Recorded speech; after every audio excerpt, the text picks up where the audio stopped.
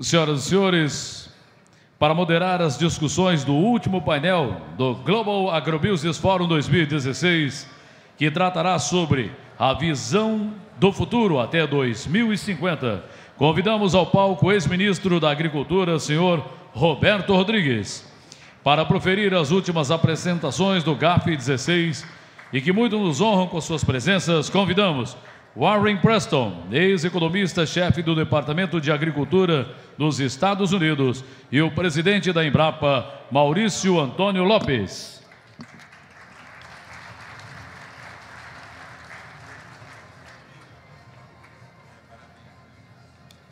Informamos a todos que este painel terá duração de até 40 minutos. Senhoras e senhores, com a palavra, o senhor Roberto Rodrigues.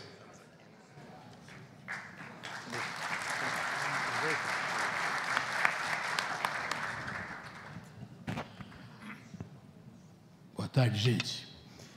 Depois de a gente ouvir essa extraordinária palestra do Dr. Drauzio Varela, em que ele tratou com leveza de temas profundos, como a saúde, como a alimentação saudável, etc., eu não posso começar o nosso painel sem fazer 3 comentários a respeito da palestra dele. O primeiro comentário que me alegrou muito foi que ele disse que as mulheres antigamente gostavam de homens altos e fortes. Isso mudou, acho muito oportuno essa mudança, me sinto muito bem.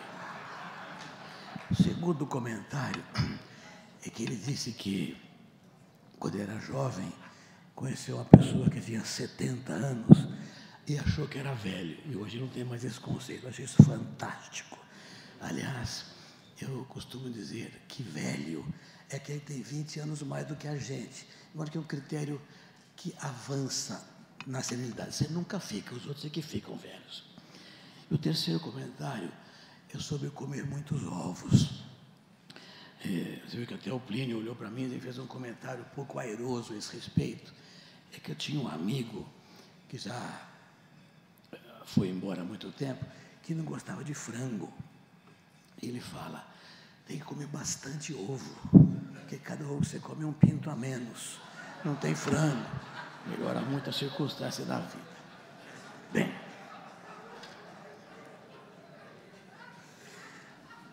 eu tenho que fazer a moderação de um painel que vai tratar da agricultura em termos globais até 2050. Vamos ouvir 2 palestras extraordinárias.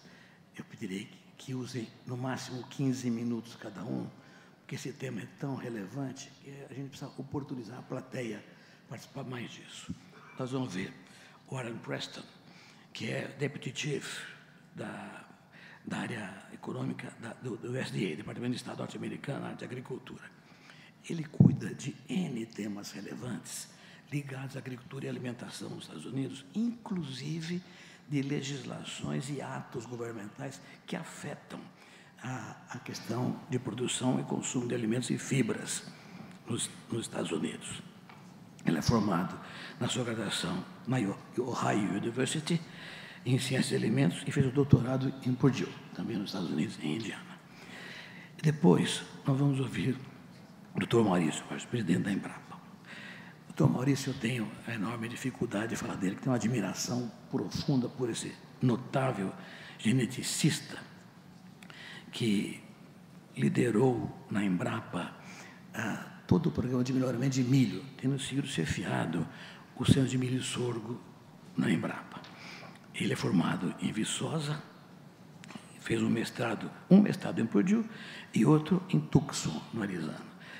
Eu acho que o Maurício tem a visão mais perfeita dentro da academia brasileira quanto a esse horizonte. Então, eu queria encaminhar, dando a palavra primeiro ao Dr. Warren Preston, depois ao Maurício, essa discussão com o seguinte comentário. Maurício, nós já falamos sobre isso tantas vezes que eu vou pedir esse comentário.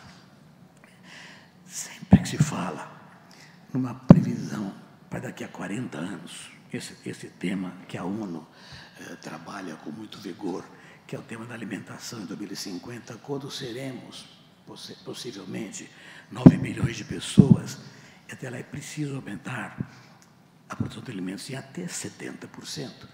Eu me incomodo muito com isso. Acho muito difícil fazer previsões para 40 anos à frente, na medida em que qualquer previsão dessa natureza se baseia nos conhecimentos que a gente tem atualmente e naquilo que a gente imagina que vai acontecer em termos de evolução tecnológica e processos de inovações. Mas, por outro lado, a rapidez e a profundidade com que as transformações científicas acontecem, de certa forma, inibem essa previsão científica para daqui a 40 anos. Então, acho que é importante ouvi-los e peço que considerem essa circunstância. Olhar para daqui a 40 anos, com que variáveis? Maurício vai tratar disso com enorme competência, assim como Warren Preston. Eu também tenho, em relação a esse tema, um problema de caráter pessoal, que é um pouco inibidor do processo. Eu estou com 74 anos. Em 2050, eu teria 108 anos. Eu pretendo, como todos sabem, morrer aos 100 anos, assassinado por um jovem ciumento e no flagrante. De modo que eu não tenho nenhuma ilusão até 2050. Vamos lá, Dr. Warren.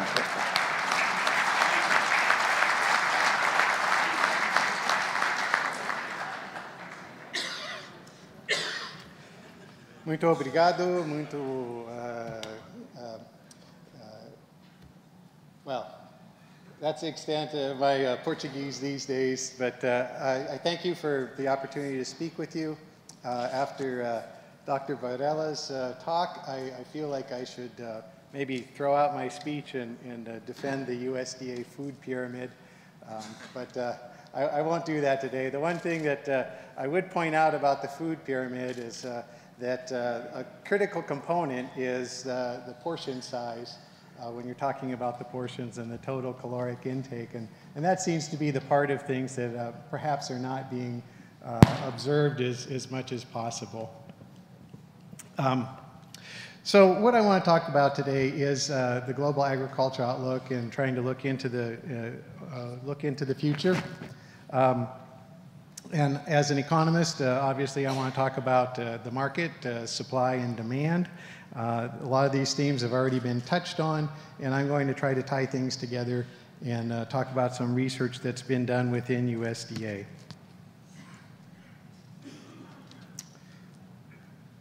So this has been talked about repeatedly throughout the conference. We have a growing world population expected to hit 9 billion in the next 25 years, a 25% growth rate. We see that population change is flattening in developed countries without a lot of change, and we expect after the year 2030 that population will be steady at about 1.3 billion people. And the growth that we'll see will be coming from the developing countries, but even that growth will be slowing over the longer term. The other component of the demand side of the equation is incomes.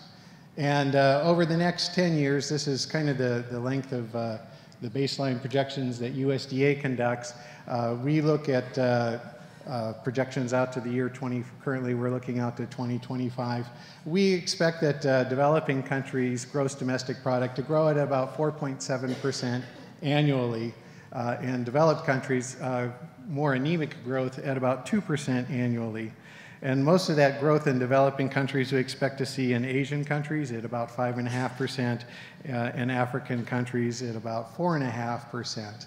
That's still very respectable, and we've talked a lot about what's happening in China, and that has had a big impact on USDA forecast, because last year we were talking about growth of around 6.5% annually, and now we're down to only 5.5% annually.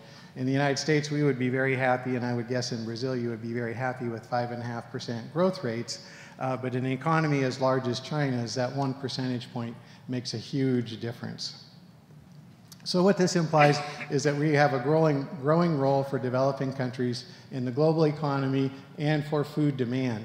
Those rising incomes, as has been talked about a number of times, means more diversified diets, and it means increased consumption of meat, dairy, and processed foods. So that means that we're going to have a move in import demand worldwide towards feedstuffs and high-value food products. So I would like to talk about research that was conducted by the USDA's Economic Research Service that did some simulation models looking at what happens if we take the demand side and we look at the supply side and kind of put that together over the next, out through the year 2050. What does that mean in terms of crop demand? What does that mean in terms of land usage and supplies? So if you break down that change with that income effect and with that population-induced response, you can see that for 5 of the main crops that we will have, as been talked about several times, a big increase in demand. Over 700 million metric tons increase in demand in coarse grains. And so that means that overall we have 77% increases in the demand for these 5 crops put together: wheat, coarse grains, rice, oilseeds, and sugar. We're looking at actually it's more than 100% increase in the demand for sugar. 50% of that increase across all these 5 types is attributed to population growth, and 27 percentage points of that increase is attributable to the income growth. And you can see that big demand in the coarse grains. That's the feedstuffs that's going in to feed those animals that are going to supply those protein products. Now, turning to the supply side, what we see is that there will be differences among the crop types in the agricultural productivity, both by commodity and over time. And this is an index of land augmenting agricultural productivity. In other words, on the same piece of land, how much more production can we get with improving technologies and with changes in other inputs. And what we see is that varies by the type of crop.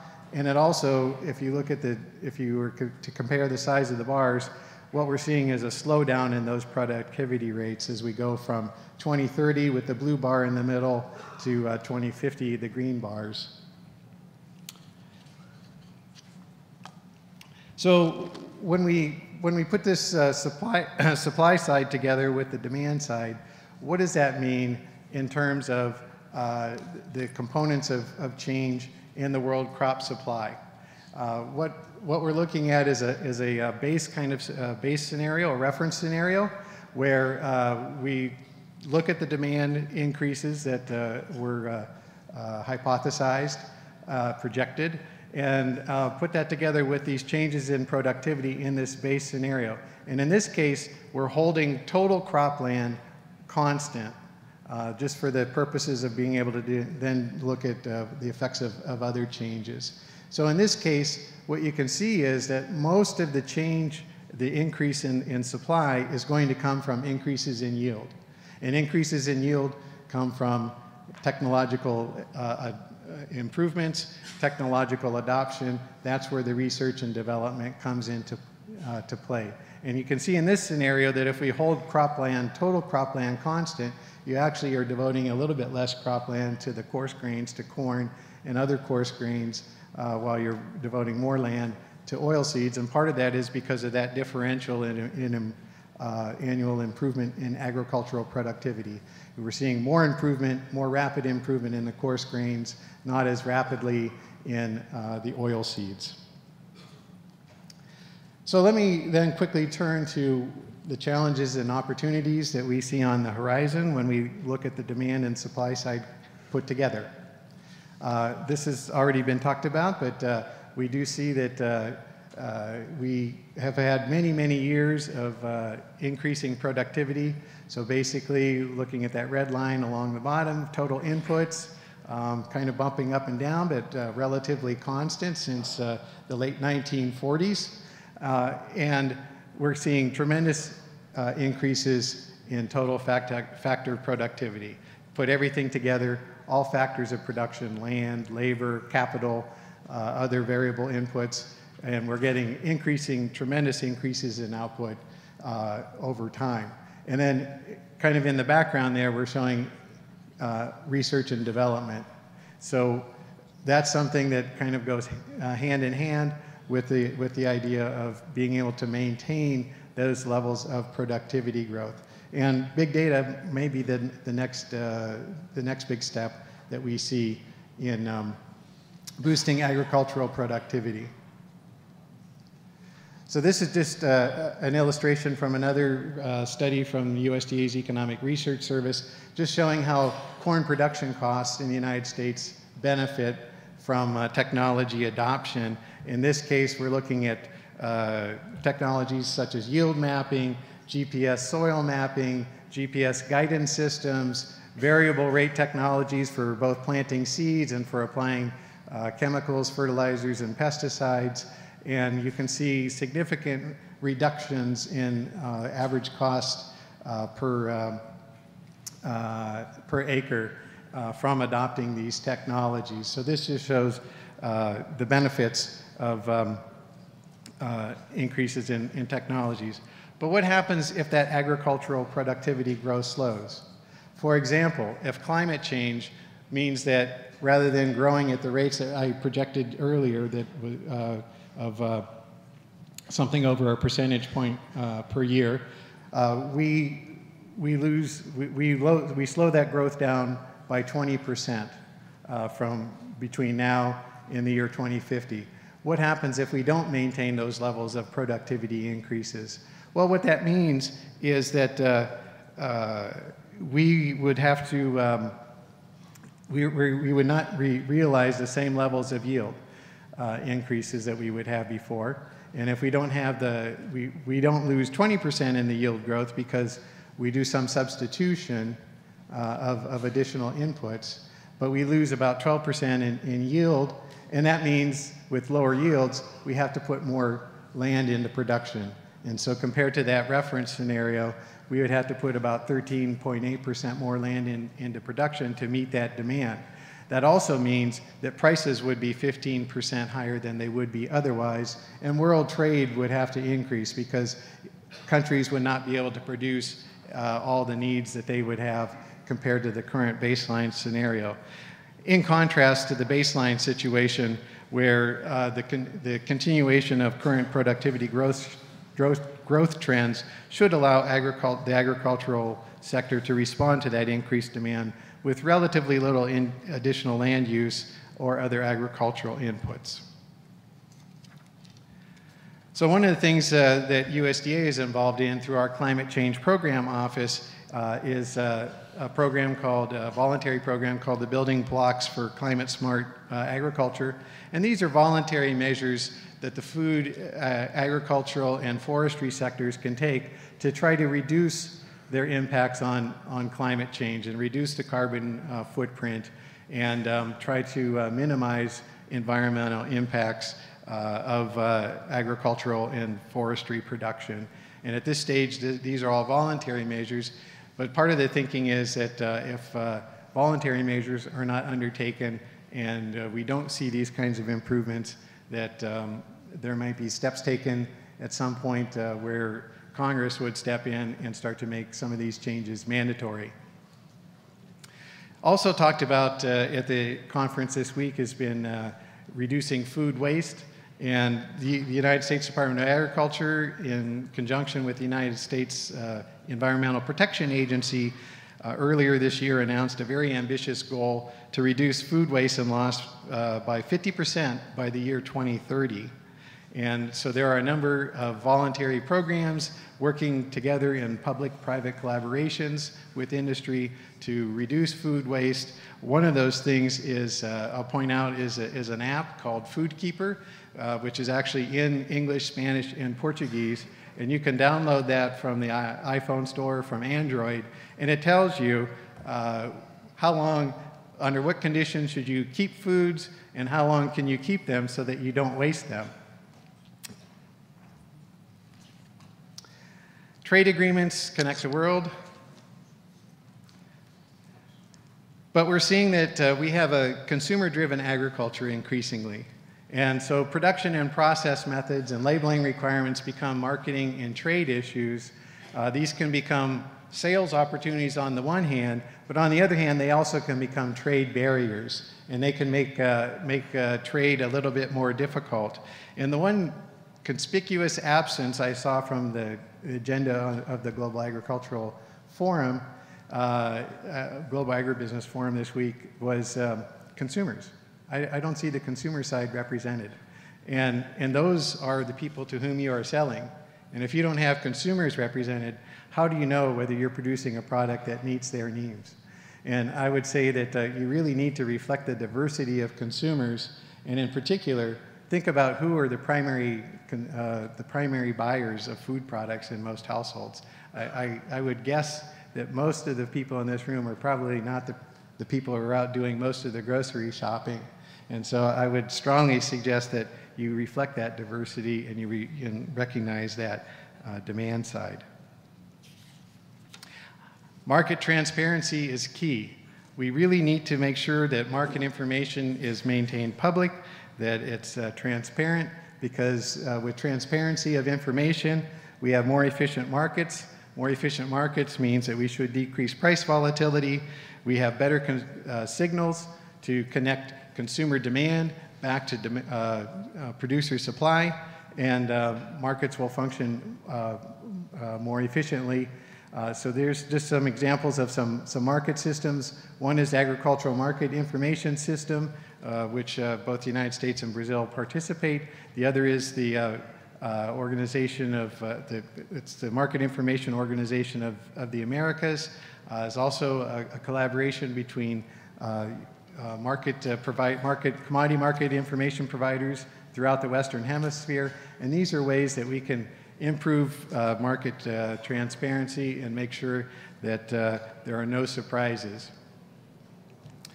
So real commodity prices have been trending downward for the past 60+ years. We don't really expect that to change. In the long run, prices will reach the cost of production. With improved technology, the cost of production continues to be lower. We believe that we're in this lower price environment for the foreseeable future. That's good for consumers. It is not necessarily as good for producers. But the positive point of that, and which I'd like to conclude my talk, is that over the next 10 years, USDA just released a study on global food security, and we are projecting that global food insecurity is projected to decline by the year 2026, due largely to those technological improvements and to lower prices for producers. And with that, I'd like to thank you for your time and attention.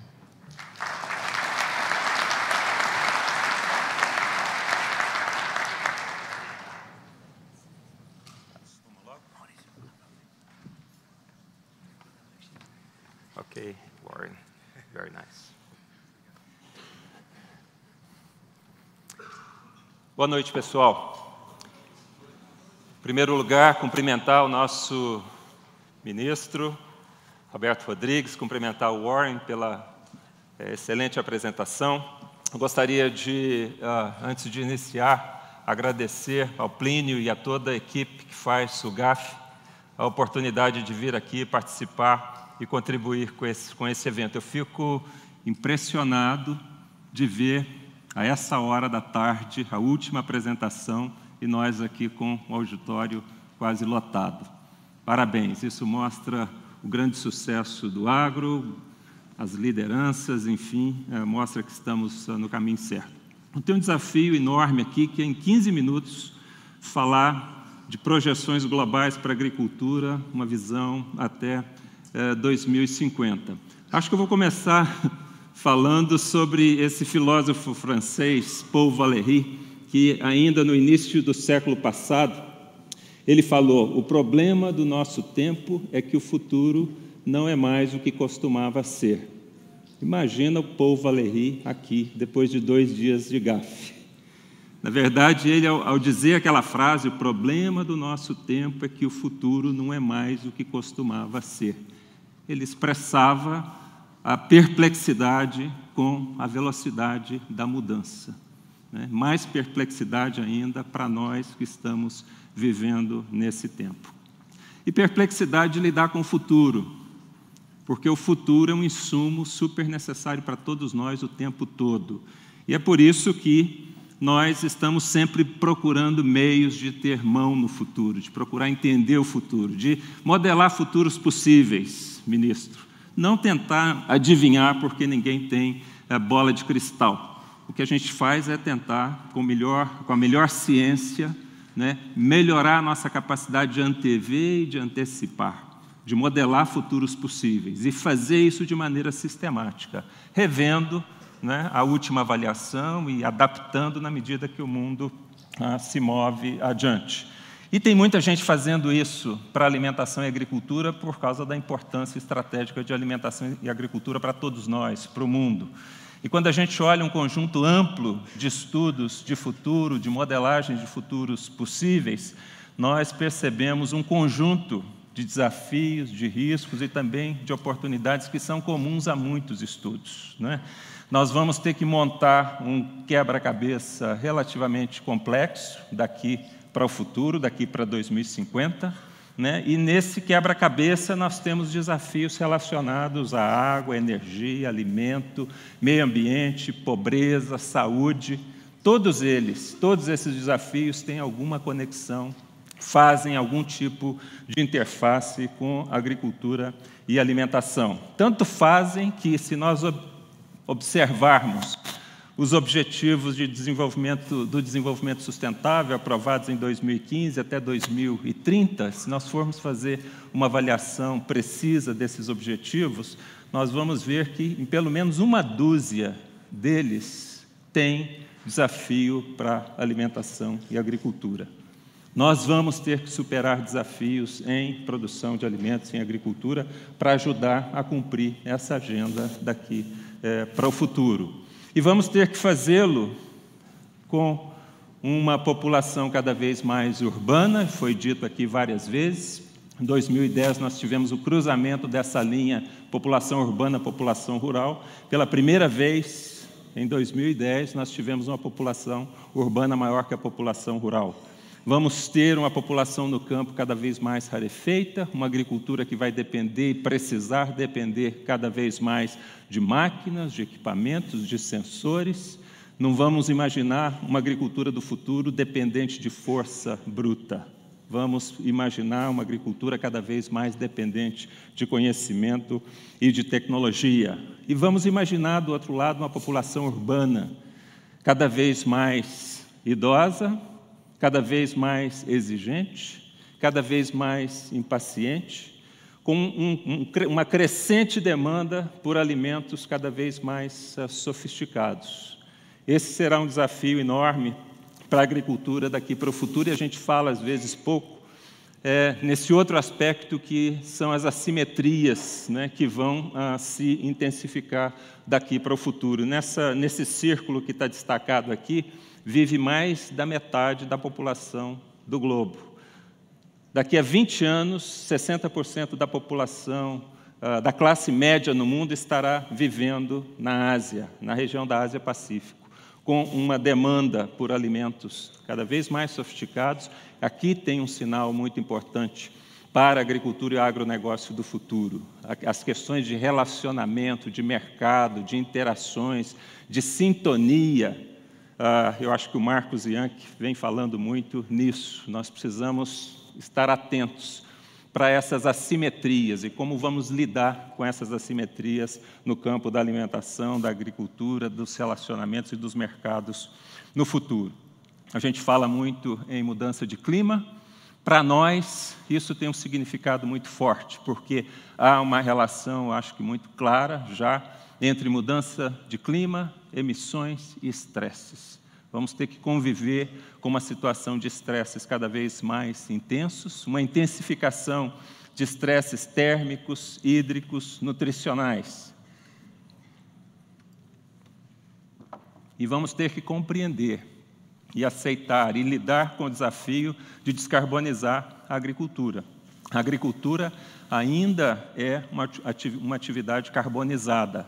O desafio sobre a agricultura a pressão pela descarbonização da agricultura só se intensificará daqui para o futuro. Ontem, o nosso ministro mostrou esse quadro, né, que mostra um desafio, né, que o Brasil está encarando, eu acho que de forma muito corajosa, de procurar entender o conceito de território. Como é que a gente insere a agricultura numa lógica de território? Como é que nós inserimos as atividades produtivas no espaço geográfico de maneira harmônica, coordenada, com outras funções importantes para a sociedade? Acho que o Brasil está dando um passo fantástico, fabuloso, e a gente precisa usar mais isso. Esse quadro, ele mostra, né, o crescimento de uma compreensão da agricultura inserida no território e gerida de maneira inteligente, de maneira planejada, e também com uma visão da paisagem agrícola no futuro, passando para a sociedade que nós temos uma relação harmônica da agricultura e do agro com o conjunto da sociedade. A gente usa muito o termo, a palavra sustentabilidade, mas eu gosto, eu acho que a gente tem que usar mais a palavra resiliência. Enquanto sustentabilidade é um termo é uma palavra meio elusiva, a gente não sabe muito bem caracterizar o que é sustentabilidade, resiliência é um conceito muito bem conhecido.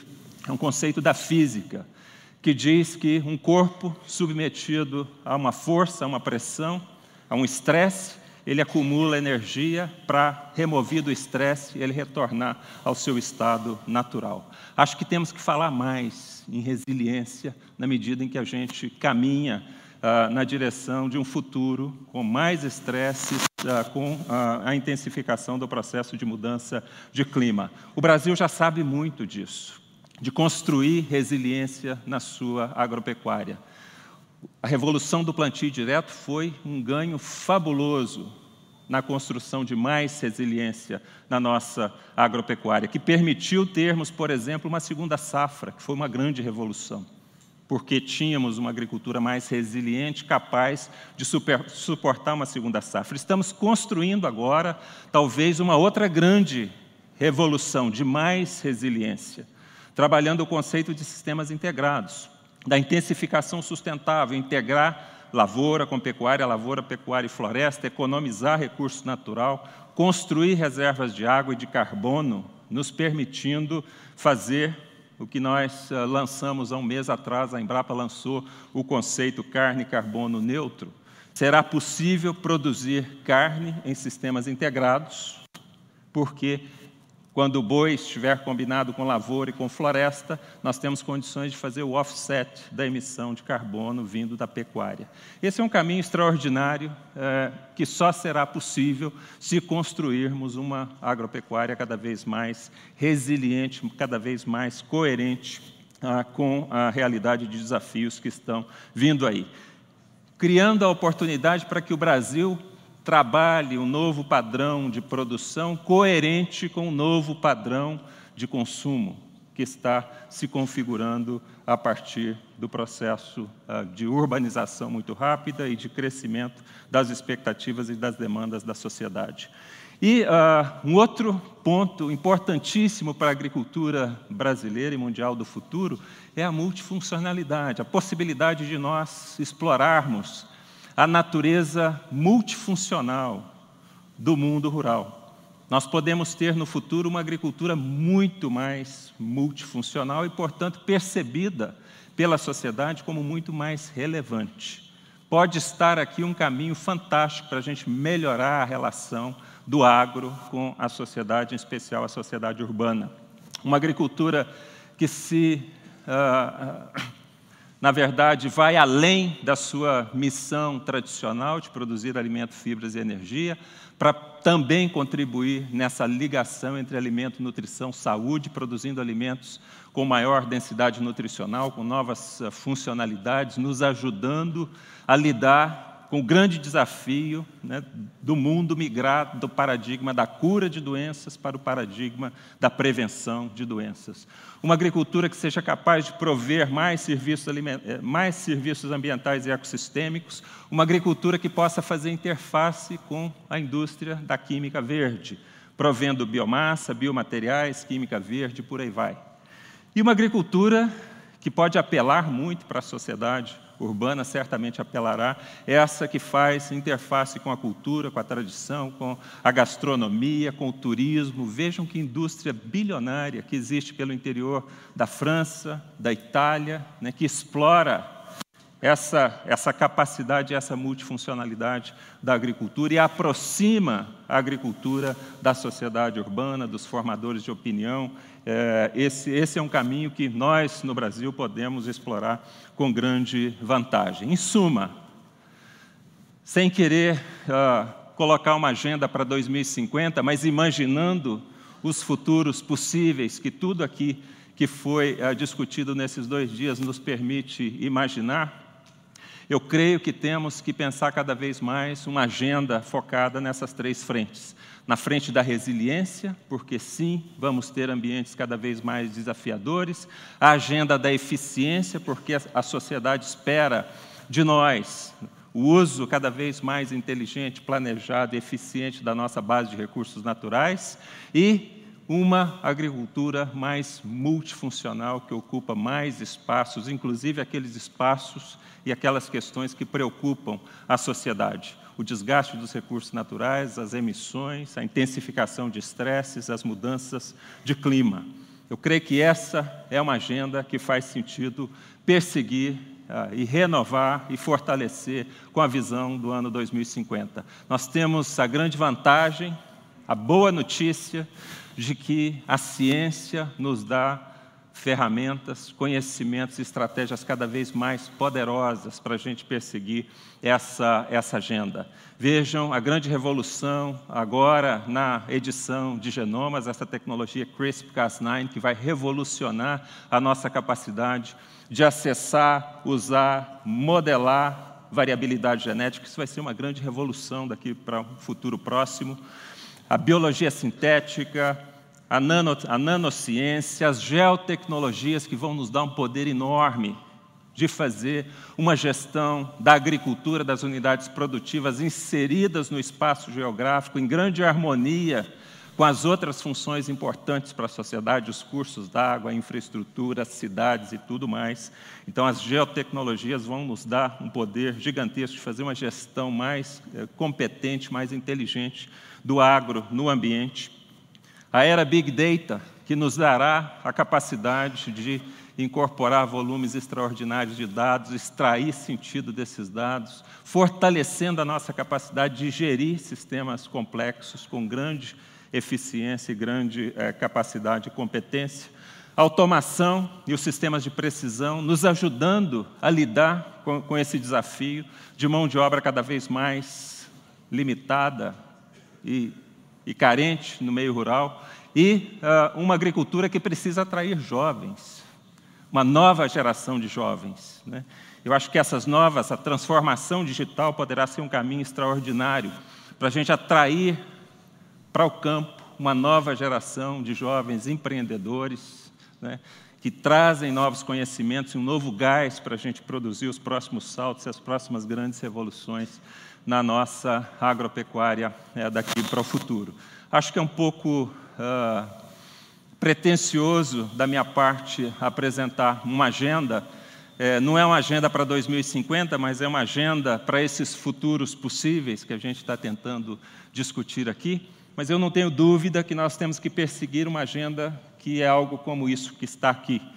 É inevitável, em função dos desafios que estão vindo do futuro e que foram amplamente discutidos aqui. Nós vamos ter que trabalhar fortemente para intensificar a produção de forma segura, para que nós possamos seguir elevando a produtividade, a qualidade, incorporando tecnologias de baixo impacto, reduzindo o risco, reduzindo a emissão, poupando recursos e elevando a renda, porque precisamos ter rentabilidade nos nossos negócios.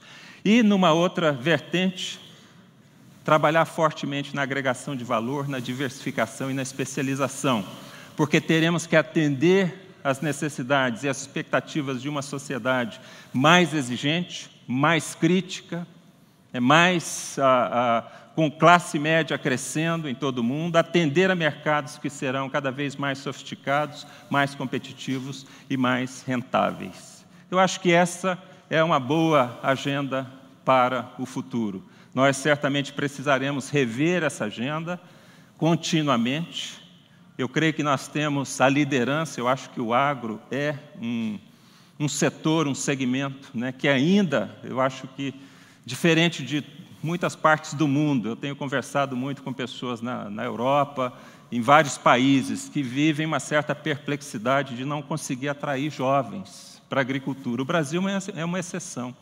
Nós temos conseguido atrair jovens lideranças para o negócio e para o agro. Eu acho que isso é uma fortaleza do Brasil, porque isso nos garante que vamos ter um sistema que trabalhará com inteligência, com planejamento, com novos conhecimentos, novas ferramentas, e nós vamos ser capazes de sofisticar os acordos e as alianças que vão ser necessários para a gente integrar esses componentes todos, né, que precisarão seguir trabalhando em sintonia, em uníssono, em sinergia, para que a gente possa cumprir essa agenda e fortalecer cada vez mais a posição de liderança e de protagonismo da agricultura brasileira. A última coisa que eu quero dizer é que comunicação é hoje e será sempre um desafio gigantesco, porque estaremos lidando com um mundo extremamente multifacetado, dinâmico, que mudará o tempo todo. Estamos imersos numa realidade que eu chamo de transparência radical. A gente vive num mundo onde todos exigem transparência de forma radical.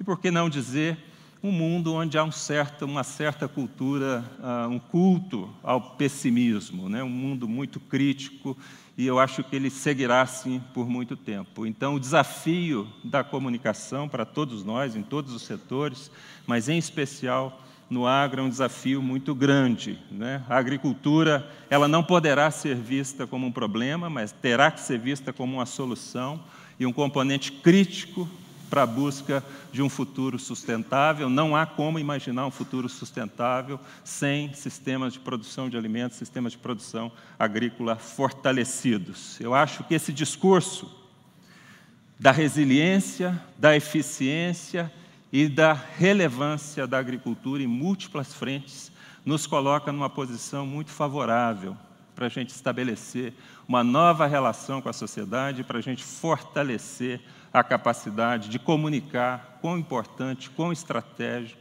o agro é para esse país e é para todo o mundo.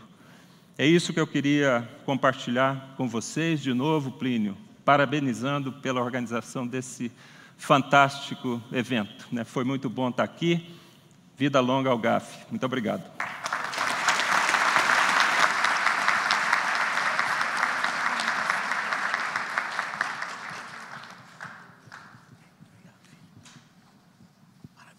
Obrigado.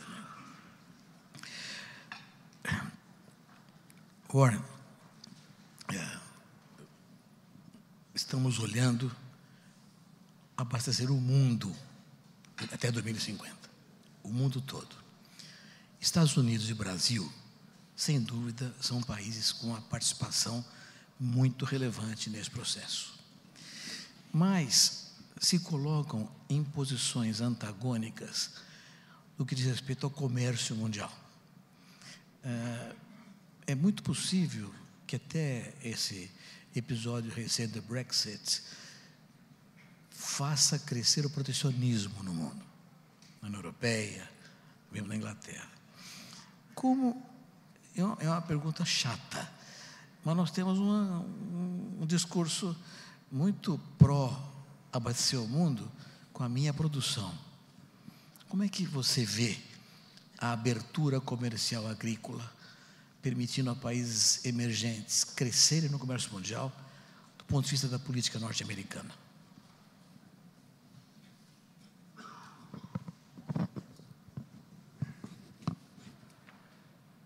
I think that it's working.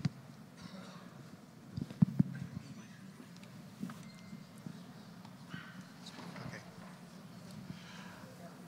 As Ambassador Darcy Vedder mentioned, the United States feels that opening up markets is very important, not only for the United States, but for the world.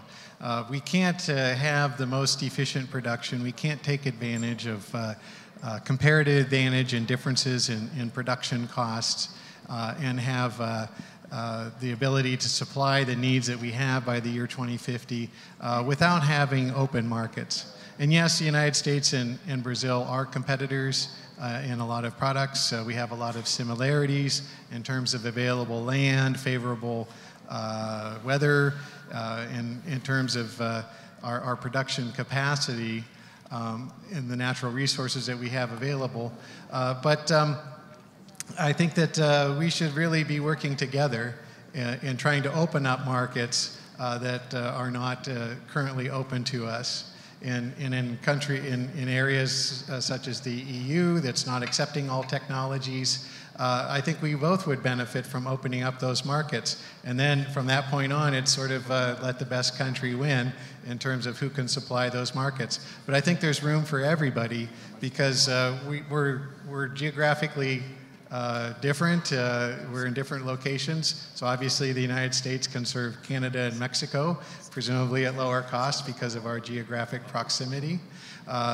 Brazil is closer to other countries. And we have counter-seasonal, maybe a little bit less with that second crop that was mentioned, but we have counter-seasonal production. And so both of us, I think, play a very important role in fulfilling the demand throughout the world and the products where we have comparative advantage. We benefit by opening up markets in less developed countries because we don't have customers if people don't have the incomes to purchase the products that we produce. And so we need to lift up the sort of the rising tide lifts all boats kind of idea. We need to make sure that other countries benefit from the low prices that we can offer in agricultural commodities and hopefully raise their income levels to where they're able to purchase in international markets. Okay, thank you. So what you say that you are in favor of opening markets for all countries to participate. On the other hand, we are trying to open an American internal market for our beef for more than 15 years. It's been difficult. Do you think it will be possible someday?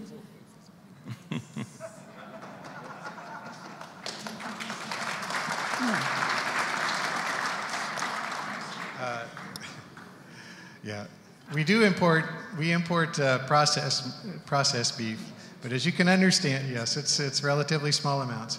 As you can understand, there's a lot of concern about disease spread, and quite frankly, obviously, U.S. cattle producers would not like to see more beef coming into the United States. But I think that with a sound risk assessment and sound mitigation measures to ensure that diseases, especially foot and mouth disease, is a huge concern because if foot and mouth disease ever entered the United States, they would have a huge financial impact on our agricultural sector. It would spread very quickly. I think that with the proper risk assessment, mitigation measures on the part of Brazil and Argentina as well, that fresh beef could come in. It likely would be complementary with the beef that we produce in the United States. Since we have largely a grain-fed cattle industry, the beef here is still largely grass-fed. It's a leaner product. We would likely expect to see that we would have that lean, boneless beef coming into the United States that complements the 50% lean, 50% fat trimmings that comes off of our fed cattle to produce ground beef of the percentage of lean desired by consumers. So I think that we're moving toward that equivalency, and it does take a long time. And obviously, there are concerns within our industry in the United States to ensure that all those proper steps are taken to protect ourselves from animal diseases. Okay, thank you, Warren. Maurício, mais uma vez, você mostrou o horizonte dentro da sua cabeça, uma coisa gigantesca para frente. Tem uma pergunta um pouco chata. Países que têm um PIB maior do que o nosso, Estados Unidos, China, estão investindo porcentagem maior desse PIB de agronegócio em pesquisa, em ciência e tecnologia. A pergunta é, nós estamos num bom nível de orçamento do PIB agro para a pesquisa agro? Se não estamos, esse gap de conhecimento não tende a se ampliar. Se isso se ampliar, nós não ficamos à mercê de tecnologia que não sejam tropicais. Uma coisa chata, mas que é uma ótima pergunta e é uma discussão que a gente tem que levar adiante. A Embrapa participou de um estudo recente que envolveu muitas instituições e esse estudo indica que, na América Latina, o Brasil é o país que investe mais, quando se avalia o investimento como percentual do PIB agrícola. Nós investimos no Brasil cerca de 1,82% do PIB agrícola brasileiro em pesquisa e inovação. Isso é suficiente? Não. Não, porque os grandes países agrícolas no mundo, do mundo desenvolvido, estão investindo muito mais que isso, não é? E eles têm um PIB agrícola, às vezes, um pouco maior que o nosso. Então, nós temos que olhar com preocupação. A gente não pode se conformar com a situação de sermos o primeiro país na América Latina em investimento em pesquisa e inovação agropecuária. Mas, por outro lado, nós temos que ser realistas também, ministro. Quando eu vejo os passivos que nós temos no nosso país em infraestrutura, educação, segurança pública e outros tantos segmentos, eu sou obrigado a ficar, digamos, como dizemos lá em Minas, né, matutando o tempo todo em alternativas para fazer crescer o orçamento das instituições de pesquisa e inovação no Brasil. Acho que nós vamos ter que ser criativos em buscar, sim, mais apoio público para a pesquisa, porque a pesquisa pública ela é crítica, ela será cada vez mais crítica daqui para o futuro. Eu costumo dizer que a pesquisa pública é como a locomotiva limpa trilho. A gente vai na frente, às vezes assumindo aqueles desafios os mais complicados, com a visão de longo prazo, os maiores riscos, e atrás vem as locomotivas do setor privado, encontrando os trilhos limpos. O Brasil não pode prescindir dessa capacidade, né? E nós temos que ser criativos para buscar mais recursos e fortalecer a pesquisa pública.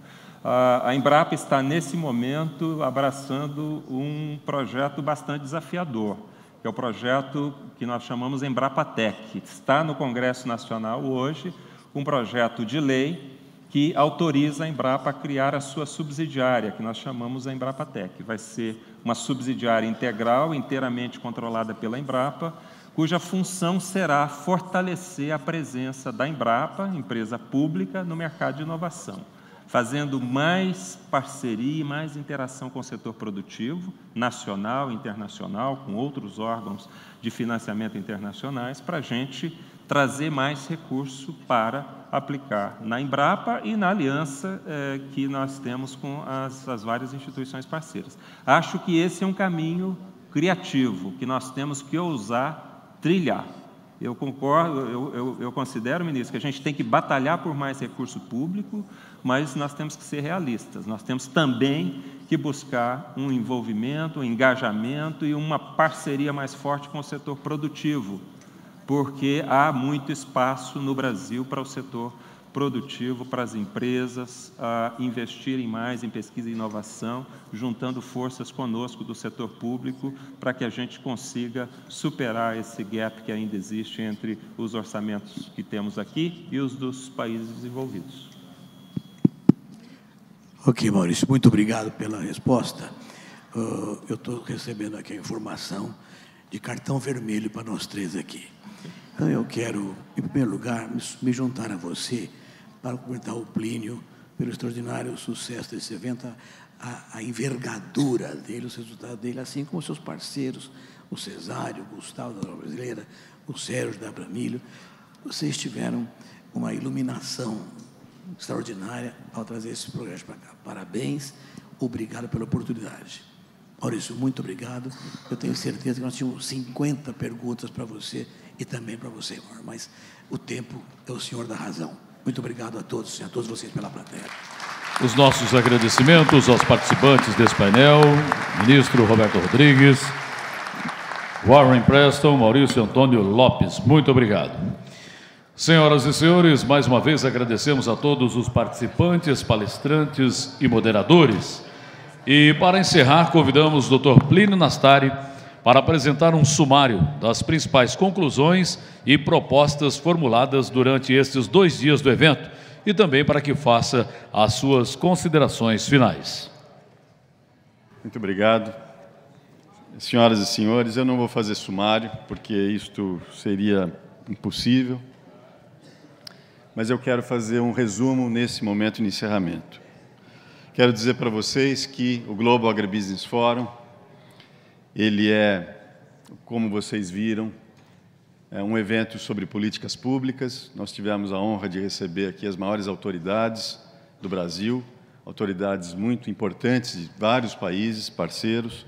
Tivemos a presença do presidente da República, de 3 ministros, de vários governadores, secretários, deputados, senadores, prefeitos. Houve oportunidade para que 46 entidades do agro apresentassem um manifesto de confiança ao governo brasileiro. O GAF é também sobre negócios, sobre business. Mais de 700 empresas participaram desse evento, dentre os cerca de 1.400 participantes. Ele foi um evento em que se discutiu também inovação e produtividade. Ele foi um evento que tratou de educação do produtor e do consumidor. Um evento que tratou e permitiu que houvesse networking entre todos os participantes. Um evento que teve arte envolvida. Tratou de moda e lifestyle. Tratou de ação social. E fez isso de forma horizontal, integrando não só o Brasil entre si, mas 42 países que estiveram aqui representados através de ministros, embaixadores, cônsuls, adidos, que muito nos honraram. Foi surpreendente o número de diplomatas e representantes estrangeiros que participaram daquela foto que nós fizemos hoje no final da manhã. Portanto, em nome dos realizadores desse evento, da Datagro, do Dr. Cesário Ramalho Filho, que preside o Conselho do GAF, da Sociedade Rural Brasileira, através do seu presidente, Gustavo Diniz Junqueira, da Abramilho, através do seu presidente emérito, o ministro Alisson Paulinelli, e o colega e o amigo Sérgio Bortoloso, em nome da ABCZ, através do seu presidente, Luiz Cláudio Paranhos, e em nome da Citrus BR, através do Ibiapaba Neto, que nós queremos agradecer a presença de cada um dos senhores, agradecer o apoio dos governos que nos prestigiaram, os governos da Austrália, da Alemanha, do Canadá, dos Estados Unidos, da França, de Portugal, da Nova Zelândia, do Reino Unido, da União Europeia e também do Brasil. E agradecer o apoio dos estados, da província de Manitoba e do estado de São Paulo. Queremos agradecer também o apoio das organizações, da FAO, da Organização Internacional de Saúde Animal, a OIE, das organizações de commodities que estiveram aqui representadas, a Organização do Café, do Cacau, do Açúcar, do Café, a Organização de Rações, de grãos, obviamente, a Organização Internacional dos Grãos. Agradecer as mais de 120 associações de produtores de vários países que nos apoiaram. Agradecer os patrocinadores e os apoiadores, em particular a Apex Brasil, a Monsanto, o Bradesco, o DEAG, a AD Seguros, a CNA, a PwC e a Tereos.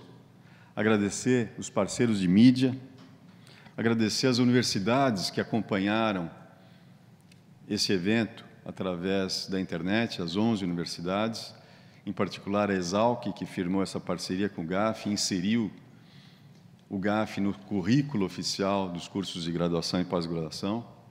Agradecer a Fundação Bradesco, que trouxe o coral e trouxe os seus 30 melhores alunos das unidades do interior. Fundação Bradesco, que realiza um trabalho extraordinário de formação e capacitação de mão de obra para a agricultura, mais de 100 mil alunos no Brasil, trabalho realizado de forma silenciosa e persistente por mais de 40 anos. E, finalmente, agradecer toda a equipe das entidades realizadoras, em especial a equipe da Datagro, que virou noites para atender e conseguir fazer com que isso fosse viável. Agradecer também as equipes dos cerimoniais do Palácio do Planalto e dos governos estaduais e também os nossos fornecedores. Quero cumprimentar a todos, agradecer a vocês. O GAF é o agro como um todo, ele é o agro como um todo por causa dos senhores. Quero agradecer os palestrantes, muito, os moderadores, os keynote speakers, todas as autoridades que estiveram aqui presentes e que nos brilhantaram com as suas palestras. Nós agora temos a tarefa de resumir isso tudo e transformar isso num documento final. Muito obrigado pelo apoio dos senhores e vamos continuar em frente. Eu acho que o agro é, talvez, ou certamente, a melhor coisa que nós temos para tratar em nossas vidas, porque é um desafio agradável, é um desafio que nos estimula a todos, para que consigamos atender esse grande objetivo, que é atender à necessidade de prover alimento com quantidade e qualidade para a humanidade. Muito obrigado a todos.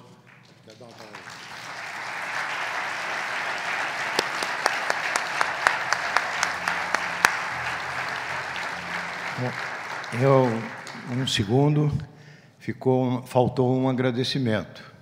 Eu acho que eu vou agradecer em nome de todo mundo que está aqui. Eu queria agradecer ao Plínio, como empresário, como agricultor, em nome da agroindústria brasileira e mundial, a todos que aqui tiveram nesses 2 dias. Queria agradecer imensamente, Plínio. Você construiu, você fez um trabalho excepcional. Como diz o Nizam, você trabalhou pela comida do mundo.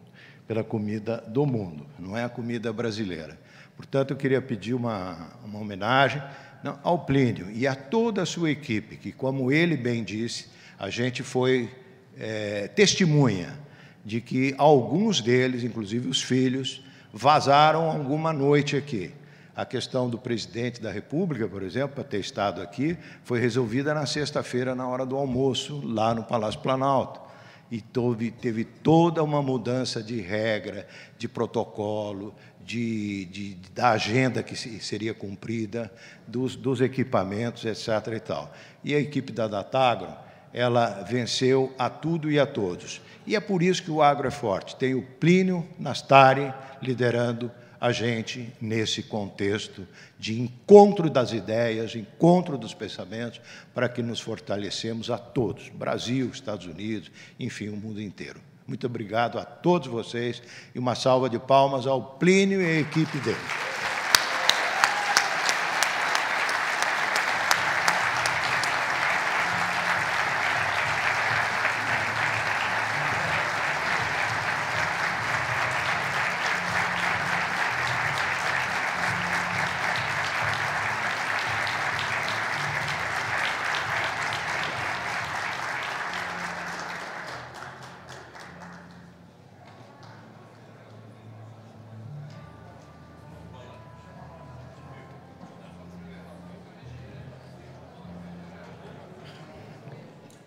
Time de realizadores da Datagro, Sociedade Rural Brasileira, Abramilho, ABCZ, Citrus BR, nós vamos tirar nossa foto histórica aqui na frente do telão. Todo mundo que trabalhou diretamente, por favor, venha ao palco e nós vamos tirar nossa foto. Doutor Cesário, vamos tirar nossa foto histórica. Olha lá.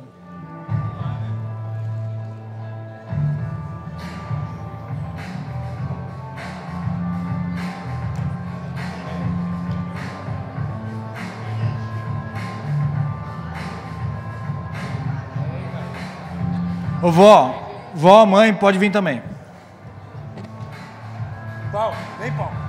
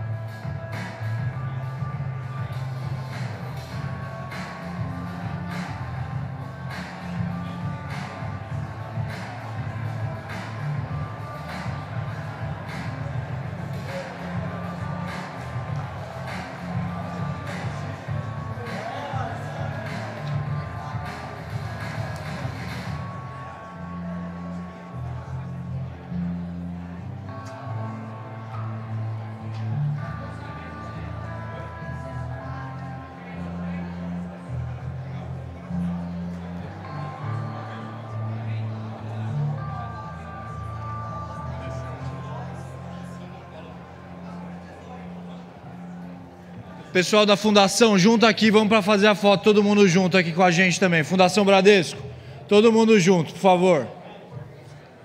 O Jacuzada da Datago, sobe no palco, Jacuzada. Vamos, gente. Simone, vamos, Simone. Eu, vó, vem, vó.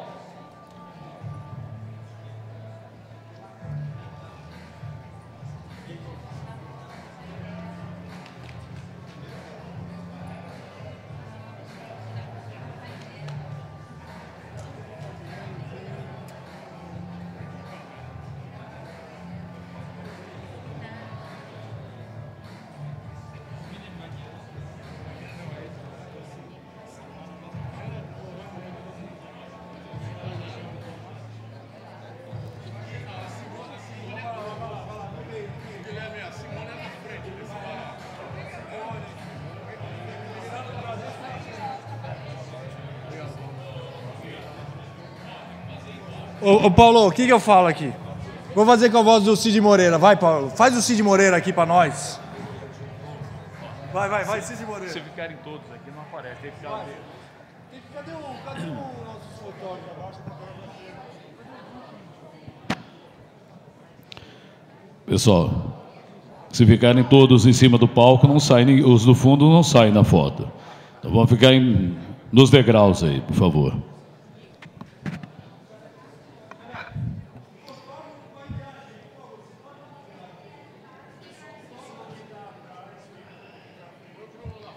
Os bonitos na frente, por favor.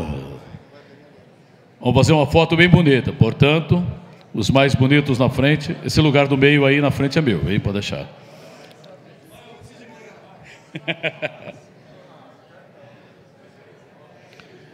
Isto é incrível.